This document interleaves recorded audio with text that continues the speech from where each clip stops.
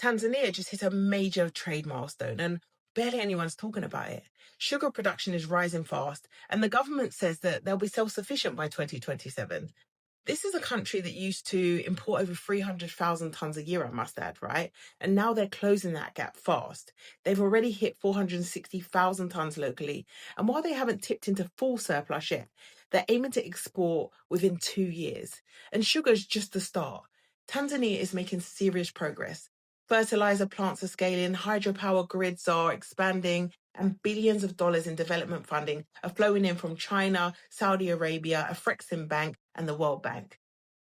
But as we know, right, not all of that capital is clean. Some of it comes with strings, debt deals, long-term leases, policy influence.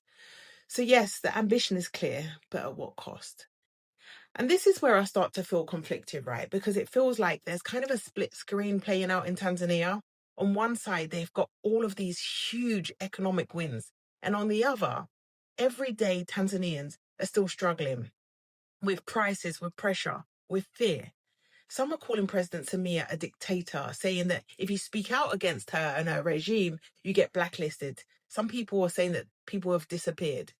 But others say that it's not the full truth. They say that she's the first to move like a CEO and she's taking control of the long game, even if it burns in the short term.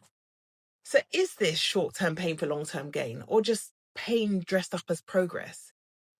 And the thing is, I've got a growing following, most of it based in the West. And my goal has always been to uplift Africa as a brand by showing our accomplishments, right? So how do I celebrate the stats without ignoring the silencing? Or is it actually strategic to focus on the wins? Because African growth already gets questioned by default.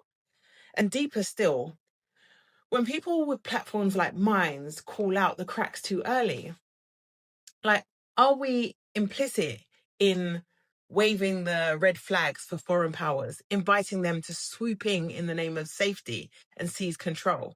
Elections are set for the 29th of October, but calls for protests are rising, especially from young people.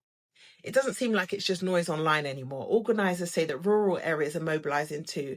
And if the state is as heavy-handed as the people claim, how will it respond? Could it spiral into unrest? And if it does, will the West step in and erase everything that's been built? This moment is really fragile. It's either the start of Tanzania's power era or a fracture point where foreign hands rewrite the script. If I was advising Samia, I'd say, honestly, the infrastructure is moving, but the people need to feel it, or at least have a timeline, and they need to feel safe. Anyway, talk to me in the comment section. What are your thoughts?